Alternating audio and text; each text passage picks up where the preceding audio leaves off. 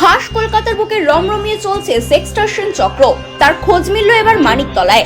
রাজারহাট থানা এলাকায় বাসিন্দা মানিকতলায় এক বিলাসবহুল বাড়িতে বসে চালাতো এই ব্ল্যাকমেল চক্র। বিধাননগর থানার পুলিশের বিশাল পুলিশ বাহিনী তল্লাশি চালাচ্ছে ক্রমাগত। বিধাননগর পুলিশের উচ্চপদস্থ আধিকারিকরা রয়েছে এই বাড়িতে এখনো। পুলিশ সূত্রে খবর, এই চক্র বিভিন্ন মানুষদের অশালীন অবস্থায় ভিডিও কল করে তার স্ক্রিনশট তুলে তাকেই পাঠিয়ে ব্ল্যাকমেল করত।